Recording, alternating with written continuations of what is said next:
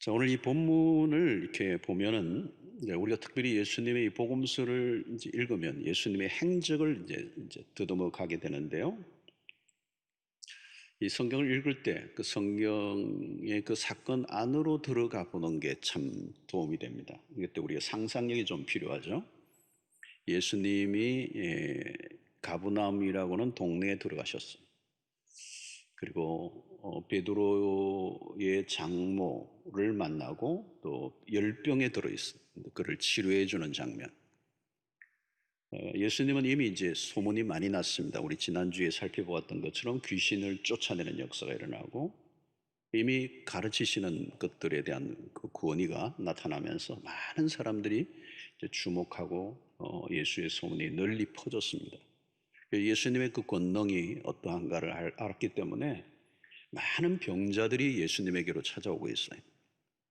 그리고 귀신 들린 사람들도 예수님에게 이제 찾아오고 있습니다. 이 32절과 33절에 보면 저물어 해질 때에 이미 이제 어두워지고 있는 때인데 모든 병자와 귀신 들린 자를 예수께 데려오니 온 동네가 그 문 앞에 모였더라. 이제 요둠을 들고 여기저기에서 어디선가 사람들이 병자들을 데리고 오는 겁니다. 그리고 거기에는 귀신 들린 사람들도 있고 이게 한두 명이 아니에요. 34절로 보면 많은 사람들이, 많은 병자들, 또 귀신 들린 자들이 많았던 거죠. 우리가 이 상상을 좀 해보면 그 컴컴한데 그 당시에 가로수가 가로등이 있었겠습니까? 그런 곳에 병자들이 어두운 집에 이렇게 몰려드는 거죠.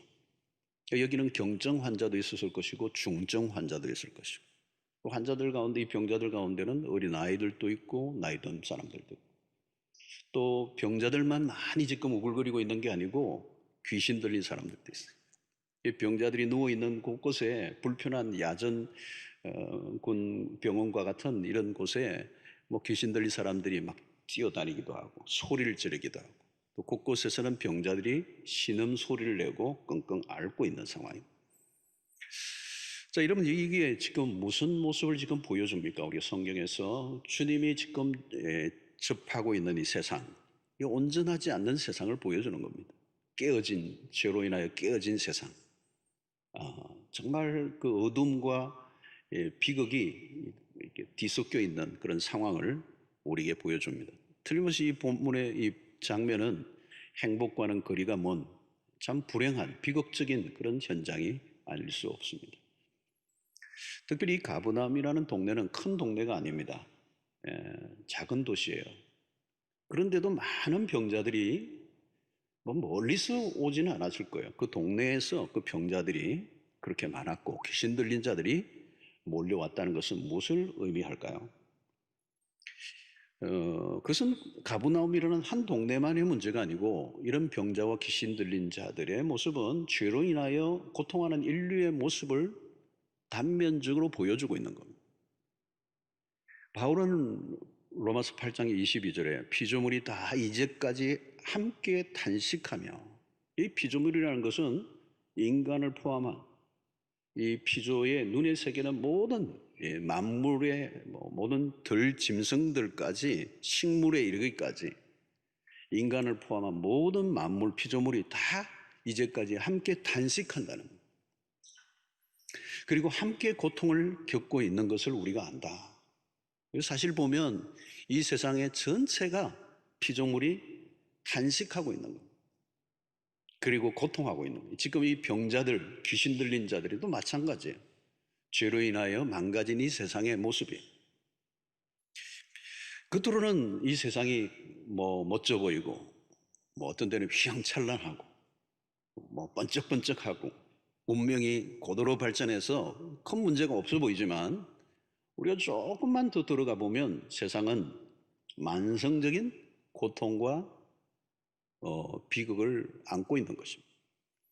어디를 가나 여러분 아픈 사람들 우리가 보죠.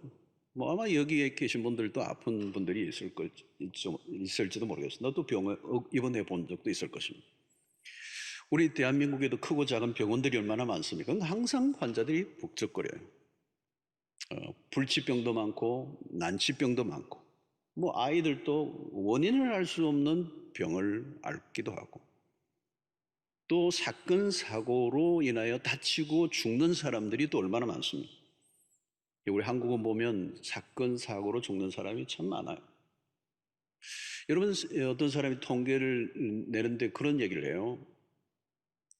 하루에 세계 전체, 오늘 이 지구촌 전체 하루에 사람이 죽는 사람의 숫자가 웬만한 작은 소도시만큼 숫자가 그렇게 죽는다는 거예요. 얼마나 많은 다양한 사람들이 죽고 있는 거죠. 코로나 팬데믹의 이 현상이 금방 수그러들 것 같지는 않습니다. 지금 계속 지금 세계도 온 세계가 지금 앓고 있습니다. 여러분, 이 코로나로 인해서 불과 몇 달 동안에 이 코로나로 인하여 죽은 사람이 몇 명이나 되나요, 여러분? 퀴즈입니다. 어제 통계로 보니까 한 45만 명이 넘었더라고요. 45만 명. 그러니까 죽음을 사람의 죽은 숫자를 통계로 내니까 통계로 보니까 우리가 별로 느낌이 없습니다. 그러나 우리가 가까운 사람 중에 한 분이 죽었다, 한 사람이 죽었다 할 때 그건 간단한 문제가 아니죠, 여러분. 그렇죠? 통계로 보니까 45만 명인지 50만인지 100만인지 우리하고 별로 느낌이 없지만 그 죽음을 가까이서 경험한, 코로나로 인하여 죽은 사람의 가까운 가족들이 느낄 수 있는 고통의 강도는, 슬픔의 강도는 엄청난 것이죠. 그러니까 여러분, 이 코로나 외에도 우리는 많은 사람들이 질병과 사고로 지금도 고통당하고 또 죽어가고 있어요. 공사 현장에도 일어나고, 의료사고로도 일어나고, 환경 오염으로 인해서 일어나고, 각종 암으로도 수없는 사람들이 이 질병으로 고통하고 신음하고 있는 세상입니다. 요즘은 정신적인 이런 질병도 늘어나고 있어요. 신경증적인 병이 얼마나 많습니까? 어떻게 보면 육체보다 더 힘들고 고통스러운 게 정신적인 질병이에요. 여러분, 전쟁이라는 것도 마찬가지. 이 질병을 통해서뿐만 아니라 전쟁을 통해서도 죽는 경우가 많고 정신적으로 어려움을 겪는 사람들이 많습니다. 우리는 이제 6.25 70주년을 맞았습니다. 70년 전에 이 대한민국의 끔찍한 세계사에 유례없는 전쟁을 경험했습니다. 대한민국은 초토화됐죠. 이런 사진을 보아서 우리가 아는 것처럼 그 전쟁 이전에 그 전쟁을 경험했던 세대들은 트라우마가 있어요. 트라우마. 왜냐하면 지나가면서 저희 아버지 세대를 그랬어요. 지나가면서 그냥 폭격이 내려지고 죽고 다리가 날아가고 그냥 가족이 헤어지고 생이별을 하고 죽는 일들을 이게 눈앞에서 목격을 한 거예요. 여러분, 이 6.25는 우리 앞에 수많은 젊은이들이 죽은 거죠.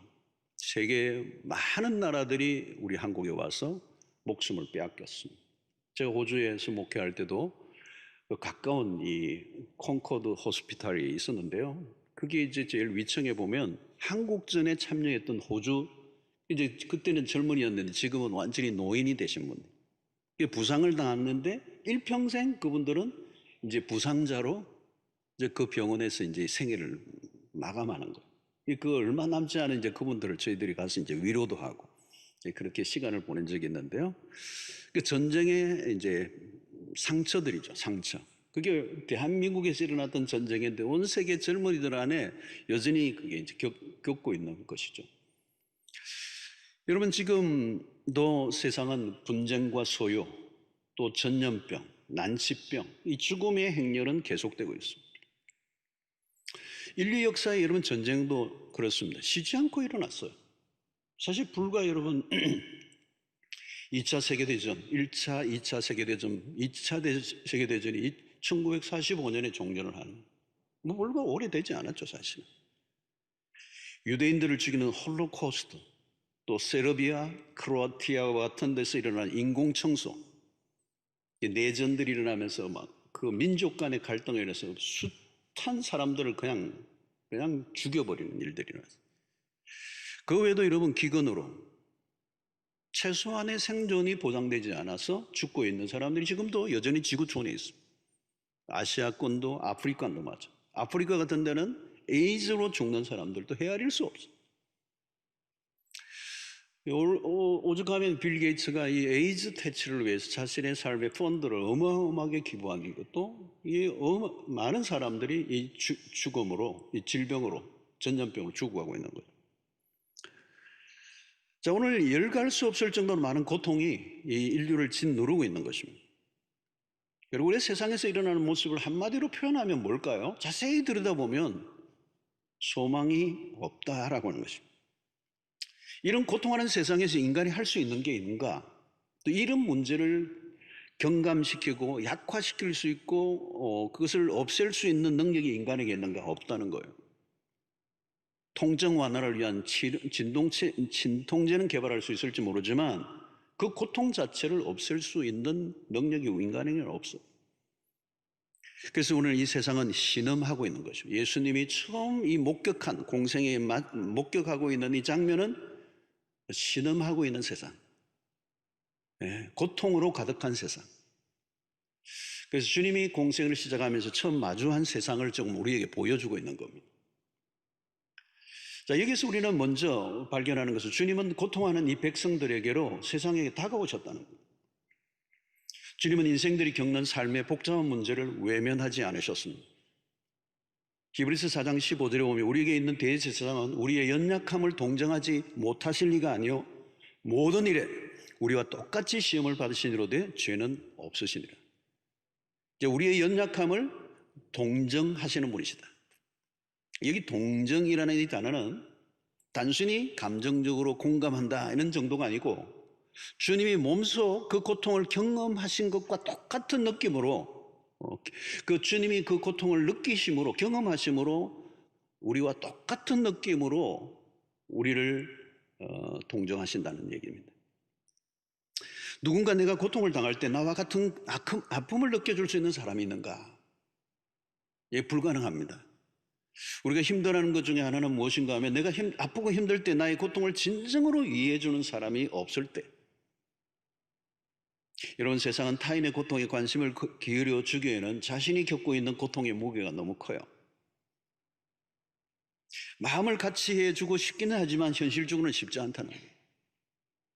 다른 사람의 고통을 위로해 주려고 하지만 곧 자신의 현실로 돌아가 버려요. 암으로 고통하는 사람의 이야기를 들어보면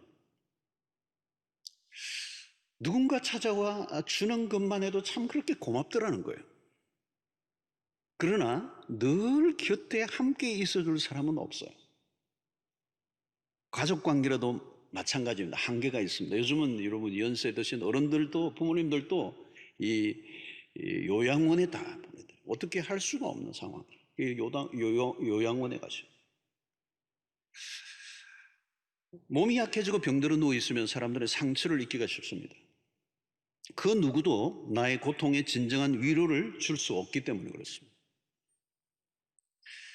여러분, 삶이 망가지고 깨어져 힘들어 있는 어떤 어려운 가족이나 친구를 만나서 깊이 대화하고 함께 울고 함께 기도하고 나서 집으로 돌아오면요, 몸이 막 짓눌려요. 왜냐하면 감정이입이 됐기 때문에, 그 사람의 고통이 나에게는 몰려오는 느낌이 왔기 때문에 감정이입이 되면서 힘이 들어요. 그래서 가족 중 한 사람이 아프면 온 가족이 다 힘들어져요.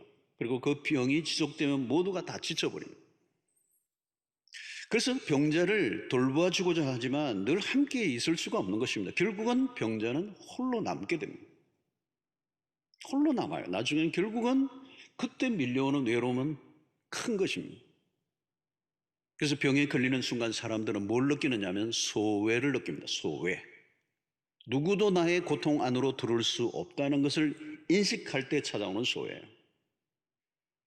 우리가 잘 아는 이효령 교수님이 그 얘기를 했던 기억이 나요. 어릴 때에 자기가 열병으로 알아서 온몸이 불타고 있는데 어머니는 바깥에 외출을 했다가 돌아오지 않았는데 한참 있다가 돌아와서 그 어머니가 자기의 뺨을 탁 만지는데 그 바깥에 겨울 바람을 마시고 돌아온 어머니의 손이 그렇게 차더라는 거예요. 자기는 열덩어리고. 근데 아들이 열병에 나서 그 뜨거워서 고통하는 걸 보면서 어머니가 손을 딱 만져주는데 그 어머니의 손과 자기의 뺨 사이에 그 아주 얕은 막, 거기에는 닿을 수 없는 거리를 느꼈다는 거예요. 어머니와 자기가 느끼는 그 어머니가 나의 이 고통 안으로 들어올 수 없는 그 얇은 막이지만 그게 어마어마한 간격이라는 걸 자기가 느꼈다고 얘기해요. 여러분, 요즘 세상이 갈수록 냉혹해지고 있습니다. 어떤 데는 부모가 자녀를, 또는 자녀가 부모를 방치하기도 하고 외면당하고 버림을 받는 일들이 점점 많아져 가고 있습니다. 대개는 예상치 않는 순간에 이 질병이 찾아오고 그때 맞이하는 상황은 모두가 낯설고 스스로 감당하기 어려워. 내가 아플 때 조금이라도 이해해 줄 수 있는 사람이 얼마나 있는가 하는 것입니다. 욥기서에서 가르쳐주는 메시지는 무엇입니까? 욥기서를 보면 고통 가운데 있는 사람을 진정으로 위로해주는 일이 어렵다는 거예요. 위로는커녕, 욥기서에서 말씀하는 것은 위로는커녕 고통을 가중시켜요, 친구들이. 자, 그런데 오늘 이 본문에 나타난 이 주님은 누구이십니까? 주님은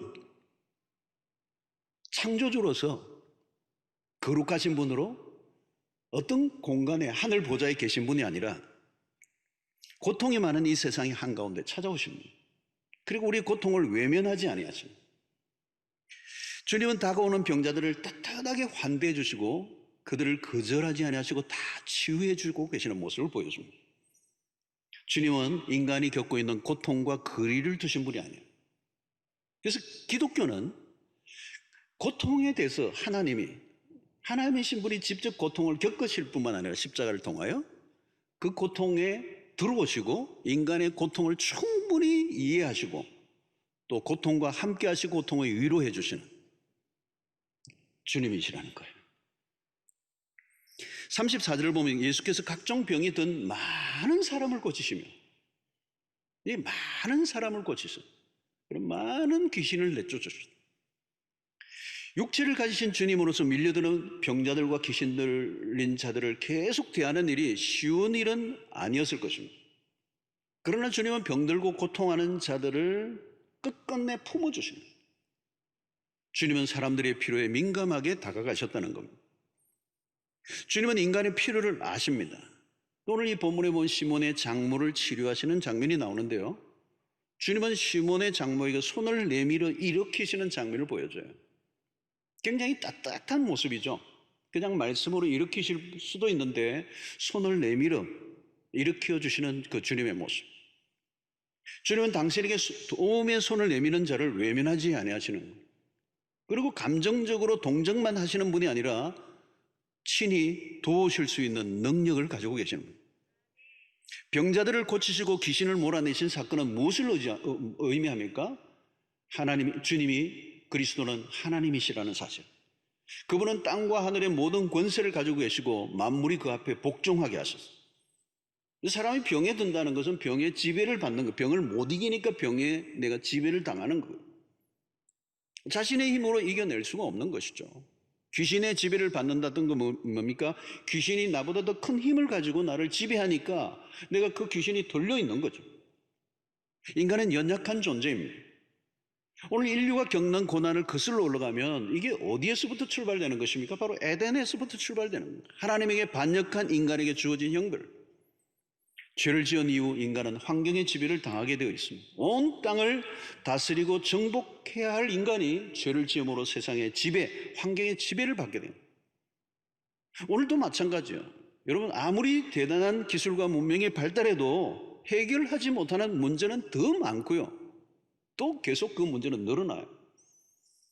온 세상은 지금 다양한 문제들로 몸살을 앓고 있습니다. 코로나도 마찬가지죠, 여러분. 꼼짝없이 당하고 있는 거예요. 그럼 미국도 마찬가지고 선진국들이라고 하는 나라들이 이번 이 코로나를 꼼짝없이 당하는 거예요. 여러분, 인류에게 고통의 문제가 해결되지 않는 거예요. 코로나가 해결되면 몇 년 후에 해결되겠죠. 뭐 백신이 나오고 치료제가 나오고 뭐 어떻게 하겠죠. 꽤 걸릴 거란 말이죠. 근데 이번에는 이 코로나는 변형이 계속 일어나면서 뭐 또 개발해도 치료제를 개발해도 이게 안 될 거라는 얘기도 많아요. 인간이 겪는 문제는 이런 겁니다. 언제나 이게 또 지나가면 또 다른 게 올 거라는 거죠. 지금도 설명 안 되는 고통들이, 난제들이 너무 많아요. 태어날 때부터 장애를 갖고 태어난 아이들이 얼마나 많습니까? 여러분, 이런 고통으로 가득한 세상의 한가운데로 우리 주님이 찾아오셨어요. 주님은 인간의 고통을 외면하지 아니하시고, 자, 오늘 이 병자들을 고치는 사건, 귀신을 쫓아내는 이 사건을 통하여 주님이 우리에게 보여주시려고 하시는 것은 이제 하나님의 나라가 구체적으로 임했음을 알려주는 겁니다. 그리스도는 만물의 통치자고 만물을 새롭게 하시는 분이시고, 이 세상의 어떤 복잡한 문제도 그분의 권세 아래에 있다는 것입니다. 우리는 해결하기 어려워 보여도 주님에게는 불가능한 일이 없으시고, 주님은 고통하는 세상에 답을 가지고 계시는 유일한 분이시나. 그래서 오늘 본문은 우리에게 이 고통에 다가오실 뿐만 아니라 그 다가오시는 그 주님은 긍휼의 마음을 갖고 계신다는, 긍휼의 마음. 우리는 주님의 마음에 주목을 해야 합니다. 단순히 능력을 가지고 뭐 기적을 베푸셨다라고 하는 얘기가 아니라 주님은 고통하는 세상에 대한 연민의 마음을 드러내셨다. 주님은 능력만 가지고 계신 분이 아니라 고통하는 자에게 긍휼을 베푸시는 분이십니다. 복음서에서 만나는 주님은 긍휼이 많으신 분이시죠. 주님은 고통당하는 자를 대충 만나주시는 분이 아닙니다. 피상적으로 위로의 말을 전하시는 분이 아니에요. 아파하는 자와 진정으로 같이 아파하시는 분. 주님은 병든 자들의 마음을 충분히 느끼셨습니다. 주님의 마음이 지금 어디로 기울으십니까? 주님은 약한 자들을 진정으로 위로해 주시는 분이십니다. 그래서 여러분, 언제나 우리가 언제 주님을 만났는가 하면 우리 모두도 아마 비슷할 거예요. 대부분 고통의 순간에 주님을 만났습니다. 가장 인생에 고통하고 고통할 때, 그때 주님을 만난 거예요. 그 주님이 우리에게 다가오신 겁니다. 여러분, 사실은 우리가 전성기를 누리고 내가 잘 나갈 때 사람들이 많이 내 주변에 오죠. 그리고 내가 정말 가치 없고 쓸모가 없으면 내 주변의 사람들이 다 떠나버려요. 우리가 세상에서 열심히 살아가는 이유도 다른 사람에게 소외되고 배제되지 않고 언제나 내가 뭔가 환대를 받기 위하여서 몸부림을 치고 있는 거예요. 쓸모가 없으면 때로는 자식도 부모도 버리기도 하는, 이 비정한 일들이 우리에게 매일 일어나고 있는데, 주님은 오늘 가장 약한 자들, 병자와 귀신 들린 자들을 외면하지 아니하시고 다가오시고 그 고통하는 자에게 마음을 기울여 주시는 것이죠.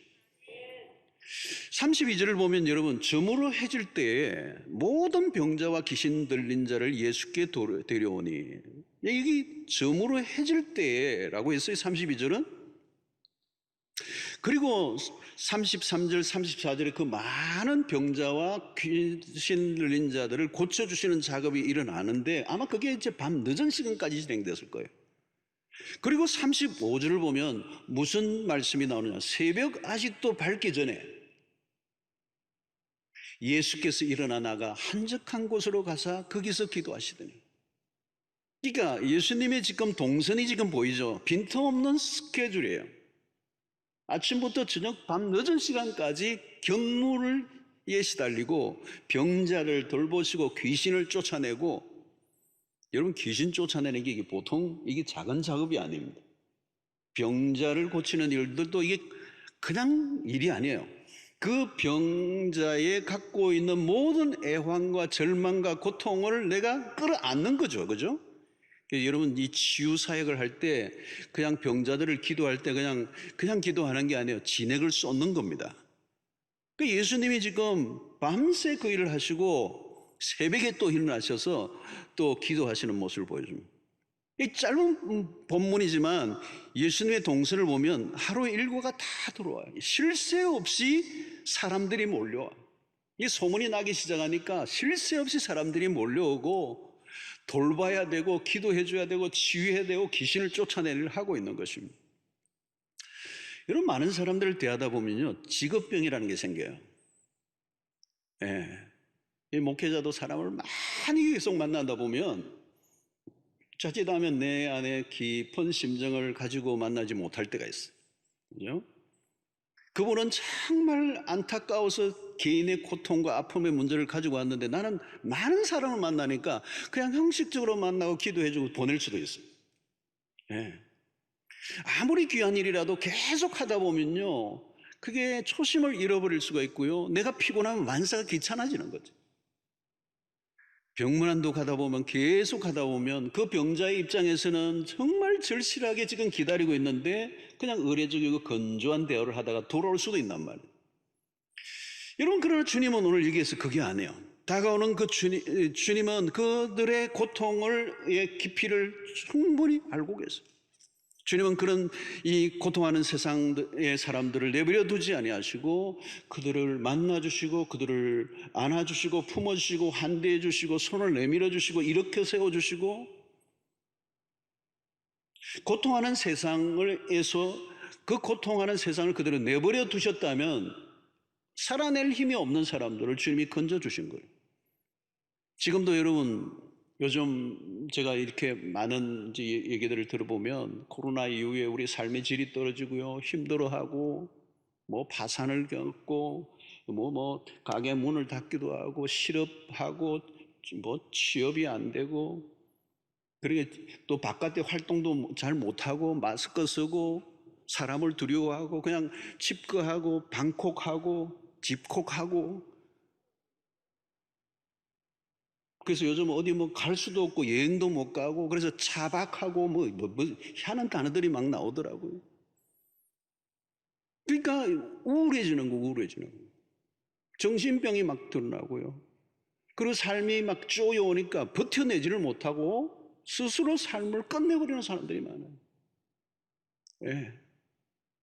여러분, 세상에 가혹한 일들이 너무 많이 일어나고 있어요. 세상에 이 어려움이 가중되면서 자신의 삶에 자신의 인생의 무게를 자신의 힘으로는 이겨낼 수 없는. 사랑하는 성도 여러분, 오늘 주님은 우리에게 다가오셔서 우리의 심령을 돌보고 우리에게 용기를 주시고 우리를 위로하시고 우리를 공감하시고 우리에게 긍휼을 베푸시고 우리가 다시 일어서도록 지금도 일하고 계시는 주님이십니다. 우리의 깊은 곳을 만나 주실 수 있는 분은 주님이십니다. 사람들은 잠시 있다가 위로의 말하고 떠나지만 우리를 떠나지 아니하시는 분은 주님이십니다. 모든 사람이 다 떠난다 할지라도 나는 너희를 고아와 같이 버려두지 않겠다고 약속하신 분이십니다. 그리스도가 찾아오시면 우리에게 어떤 일어나는 일들도 불행도 비극이 아닙니다. 그리스도 안에서 더 이상 저주는 없습니다. 그리스도가 우리를 위해 대신 저주의 십자가를 지셨기 때문입니다. 예수를 믿으면 암에 걸립니다. 예수 믿으면 안 걸리면 얼마나 좋겠습니까? 예수 믿는 사람도 암에 걸릴 수 있습니다. 신자들도 암에 걸리지만 무엇이 달라졌습니까? 암에 안 걸리는 것이 아니라 암에 걸려도 여전히 하나님의 사랑 안에 있음을 우리가 믿습니다. 육체적인 죽음이 찾아와도 우리에게 주어진 하늘의 소망은 사라지지 않습니다. 더 이상 그리스도인에게는 저주가 없어요. 삶이 본래 어려운 것이지만 요즘은 코로나로 인해 더 어려워져 가고 있습니다. 세상에는 진정한 위로와 소망을 얻을 곳이 없습니다. 다양한 이유들로 인하여 우리의 삶이 무너지지만 신자는 주님으로부터 깊은 환대를 경험한 사람입니다. 아무도 나를 위로해 주실 수 없을 때 가장 가까이 다가오셔서 깊이 만나주시는 분은 우리 주님이십니다. 죽고 싶을 정도로 힘든 순간이 있었지만 다시 나를 살려내신 분이 그리스도이세요. 고통의 문제에 아무도 답을 주지 못할 때 유일하게 답이 되시는 분은 그리스도이십니다. 십자가에 매달리신 예수 그리스도는 고통의 극점까지 가셨던 그 주님은 우리의 고통에 대해서 공감하시는 분이에요. 우리가 할 일이 있어요. 그래서 고통에 있는 이웃들에게 그리스도를 소개해주는 일들이 우리에게 필요해요. 우리가 고통하는 이웃을 쉽게 위로하려 들거나 혹은 고통을 덜어주려고 노력하는 일은 위험합니다. 우리가 할 일이 있다면 그리스도가 누구이신지를 소개시켜주는 일. 그리스도를 만나는 일 외에는 세상에 겪는 고통에는 답이 없습니다. 고통하는 세상에 필요한 것은 고통을 경감해 주려고 하기보다 그리스도를 만나도록 도와주는 일입니다. 세상을 창조하신 하나님은 아들의 십자가의 고통을 통해서 망가지고 깨어진 세상을 지금도 회복시키시고 계십니다. 고통하는 세상에서 그리스도 밖에 다른 길이 없음을 믿고 고통과 고난 속에 홀로 견디고 버티지 말고 우리 주님과 함께 하심으로 고통 속에 폭풍 속에서도 날아오르는 은혜가 되기를 축원합니다. 여러분, 주님의 진정한 치유는 육체와 정신만이 아니라 영혼입니다. 수많은 사람들이 주님을 찾으신 목적은 병 나음과 귀신으로부터 노임을 받기 위해서였습니다. 주님은 그들을 낫게 해주셨어요. 그러나 그것이 최종적인 목표는 아닙니다. 육체만 치유되는 것만으로는 완전한 치유가 아니에요. 영혼이 구원을 받아야 합니다. 기적보다 더 중요한 것은 기적을 통해 예수를 만나는 겁니다. 주님은 다가온 병자와 귀신 들린 자를 치유해 주셨습니다. 그러나 당대의 모든 병든 자를 다 고쳐주신 게 아니에요. 주님의 병자들의 치료와 귀신을 쫓아내시는 일은 이제 하나님의 나라가 시작된 것이고 언젠가 완성될 날이 올 것이라고 하는 사실을 알려주는 전주에 불과했습니다. 더 이상 아픈 사람이 없고 고통도 없고 눈물도 없고 요한계시록에서 나오는 그 날이 다가올 것이라고 하는 환상을 보여주시고 그 일이 이제 지금 막 시작되었다는 거예요. 사람들은 육체적인 질병의 치유에 비해 영적인 심각성을 간과할 때가 많습니다. 몸이 아프면 아픈 부분이 불편한 건 사실이에요. 그러나 영혼이 병들어 있으면 삶 전체가 고통합니다. 병은 나아도 또 걸려요. 일시적인 치료입니다. 인간은 질병의 문제만 가지고 있는 게 아니에요. 거대한 죽음의 문제를 가지고 있습니다. 오병이의 기적을 통하여 주님이 주신 메시지가 뭡니까? 사람들의 일차적인 목표는 현실의 다급한 필요를 채우는 일입니다. 그래서 요한복음 6장 26절을 보면 예수께서 대답하여 이르시되 내가 진실로 진실로 너희에게 이르노니 너희가 나를 찾는 것은 표적을 본 까닭이 아니요 떡을 먹고 배부른 까닭이로다. 여러분, 배가 부른 것으로 끝나면 안 돼요. 다음 단계로 나가야 된다는 거예요. 우리는 물질적인 것에만 자꾸 치우치는데 당장 아픈 문제만 해결되고 당장 필요한 것만 채워지면 행복할 것이라고 생각하는데 아닙니다. 그런 것은 일시적이고 부분적인 것이에요. 사람들이 예수에게 몰려들었습니다. 기적의 예수를 원했습니다. 군중들이 몰려든 것은 주님이 원하시는 의도와 달랐습니다. 주님이 기적을 베푸시는 목적은 기적 자체가 아니에요. 기적을 베푸신 분이 누구인가를 알기로 원하셨어요. 주님은 마술사가 아닙니다. 육체의 병을 모든 병을 낫게 하시기 위해서 오신 의사도 아닙니다. 주님은 무엇으로 오셨습니까? 구원자로 오셨어요. 우리의 삶의 고통의 근원적인 문제가 무엇입니까? 하나님과의 관계가 깨어진 거거든요. 이 깨어지게 만든 것은 죄요. 이 죄 문제가 해결되어야 하나님과의 관계가 회복되고 하나님과의 관계가 회복되는 것을 우리는 구원이라고 말합니다. 그래서 주님은 병자를 낫게 하실 때마다 복음서를 보면 병을 낫게 한다는 말보다 먼저 하신 말씀이 있어요. 그게 뭡니까? 내 죄 사함을 받았느니라 그랬어요. 그러니까 병이 낫는 것보다 더 중요한 것은 죄 문제라는 거예요. 죄 문제가 해결되지 않으면 온전한 치유가 일어나지 않습니다. 병만 낫는 것은 진정한 치유가 아니에요. 그건 부분적인 치유입니다. 여러분, 오늘 죄 사함을 받아야 하나님과의 관계가 회복되고 그때 진정한 치유가 일어납니다. 그때 우리는 육육이 회복되는 역사가 일어나게 되는 거죠. 그래서 이 기적은 구원 안에 들어가 있는 거예요. 기적이 아무리 대단해도 구원보다 크지 않습니다. 그리고 예수를 믿고 구원을 받았다면 이미 기적 중에 기적인 것이고, 하나님의 놀라운 가장 큰 은혜가 나에게 임한 것입니다.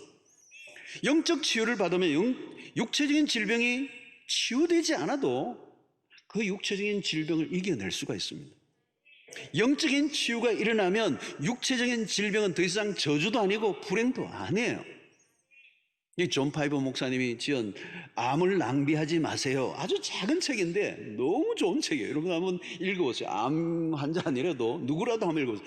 암을 낭비하지 마세요. 암이 결코 우리의 저주도 불행도 아니라는 거예요. 영적인 치유를 경험하면 육체적인 질병은 영의 힘으로 다스릴 수가 있어요. 육체의 질병으로 인해 찾아오는 죽음의 중압감을 이겨낼 수가 있다는 거예요. 그래서 구원을 얻은 백성들은 더 이상 질병도 두려워하지 않고 죽음도 두려워하지 않는다는 거예요. 그래서 로마서 8장 38절로 39절의 말씀이 이 말씀이죠. 내가 확신하노니, 바울은 지금 담대하게 지금 얘기하는 거죠. 내가 확신하노니 사망이나 생명이나 천사들이나 권세자들이나 현재일이나 장래일이나 능력이나 높음이나 기쁨이나 다른 어떤 피조물이라도 우리를 우리 주 그리스도 예수 안에 있는 하나님의 사랑에서 끊을 수 없으리라. 그 앞에서 지금 뭐 사망, 생명, 천사, 열거하는데 이 세상의 모든 것, 어떤 사건, 어떤 사람들이 말하기에 불행이라고 말할 수 있는 것들이라 할지라도 우리를 우리 주 그리스도 예수 안에 있는 하나님의 사랑에서 끊을 수 없으리라. 그렇게 해서 이 바울은 지금 내가 확신한다는 거, 확신한다. 사랑하는 성도 여러분, 온전한 회복이란 병이 낫고 안 낫고의 차원에서 벗어나면 내가 지금 어떤 상태에 있든지 하나님의 사랑에 거하고 있다면, 하나님과의 관계가 해결되고 나면 우리의 삶에 일어나는 어떤 일도 비극과 저주가 아니라는 겁니다. 오히려 고난이 찾아올수록 하나님의 은혜는 더 증폭되어져 우리로 하여금 일어나게 하신다는 거예요. 이런 사단은 질병이나 사고들로 우리의 삶을 파괴하려고 하고 불행하게 만들려고 해요. 그래서 하나님으로부터 멀어지게 만들려고 하죠. 그러나 하나님은 우리 안에서 일어나는 어떤 일들을 통해서도 하나님의 뜻을 이루어 가십니다. 그것이 로마서 8장 28절의 말씀 아닙니까? 하나님을 사랑하는 자, 곧 그 뜻대로 부르심을 입은 자들에게는 모든 것이 합력하여 선을 이루나니라. 하나님은 어떤 것을 통해서라도 당신의 영광을 받으십니다. 그래서 기적보다 구원이 훨씬 더 크고 놀라운 일이라는 사실을 놓치지 말아야 합니다. 오늘 본문에서 주님이 병자들을 고치시고 귀신을 쫓아내시는 일을 통해 주님이 주시고 하시는 핵심적 메시지는 구원이에요. 구원. 이 망가지고 깨어지고 상하고 무너져가는 이 절망적인 이 세상 속에 하나님이 구원을 베풀어 오셨다는 것, 그 하나의 전조가 병자를 낫게 하는 것이고 귀신을 쫓아내는 사건은 가장 부분적인 것이고, 이제 하나님의 나라가 시작되었음을 알리는 것이고, 이 것들이 더 확장돼서 구원의 완성이 이루어질 것을 보여주고 있는 것입니다. 여러분, 우리의 문제들이 해결된 것에 대한 이야기들로만 만족하지 마시고 주님께서 십자가를 통하여 구원을 이루신 사건을 우리가 놓치지 말아야 합니다. 만약에 우리가 십자가가 우리의 육체적인 병 낫는 것만으로 끝난다면 그건 어마어마한 하나님의 편에서 낭비예요. 우리에게 어떤 일이 일어나든지 그것이 남들이 보기에는 비극으로 보여진다 할지라도 그 일을 통하여 우리를 구원으로 이끌어내신다면 그것은 큰 축복이 아닐 수가 없는 것입니다. 하나님은 우리의 질병이나 온갖 고통을 통해서도 예배를 받기를 원하십니다. 인류의 타락으로 인해 죄 아래 신음하던 인간이 하나님을 예배하는 자로 바뀌어지는 것처럼 큰 축복은 없는 것입니다. 하나님을 무시하며 자기 마음대로 살던 삶에서 하나님에게로 마음을 돌리게 한다면 그것은 축복인 것입니다. 사랑하는 성도 여러분, 세상은 고통으로 가득 차 있습니다. 돌아보십시오. 뭐 다 아파하고요, 신음하고 절규하고, 뭐 생로병사 그 말 그대로입니다. 태어나고 늙고 아프고 죽고. 여러분, 코로나로 창궐하니까 어떤 사람들은 막 재미가 없고 밥맛도 없고, 그래서 무슨 재미로 사니까 트로트 음악 듣는 걸로 막 유일하게 위로가 된다 그러더라고. 여러분, 그게 세상의 모습이에요. 그 외에는 답이 없어요. 답이 없어. 여러분, 단순히 질병만의 문제가 아닙니다. 세상을 뒤덮고 있는 거대한 저주의 흐름을 인간이 막아낼 길이 없어요. 단순히 아프다, 단순히 내가 무슨 사고가 났다, 그게 아니에요. 인류가 겪고 있는 거대한 이 저주의 강을 인간의 힘으로 막아낼 길이 없는 거예요. 지금도 끊임없는 사고, 끊임없는 불의한, 끊임없는 이 세상에 이해할 수 없고 설명이 안 되는 고통과 문제들이 끊임없이 일어나는데, 바로 인간의 힘으로는 그것을 막아낼 길이 없기 때문에 바로 그리스도가 이 땅에 오신 이유가 거기에 있는 거죠. 그리스도가 오시면 어떤 비극도 축복으로 바뀌게 되는 거예요. 질병이 저주가 아니라 하나님을 알지 못한 채 질병 속에 죽어가는 게 저주예요. 고통을 통해서 하나님을 만날 수만 있다면 고통은 구원의 기회예요. 하나님의 사랑을 체험할 수 있는 선물이 되는 거죠. 주님이 이 세상에 오셨습니다. 고통 가운데로 찾아오셨어요. 고통과 저주가 없었다면 세상에 주님이 오실 이유가 없어요. 고통과 저주를 받고 있는 이 세상을 위하여 구원을 베푸시기 위해서 주님이 오셨습니다.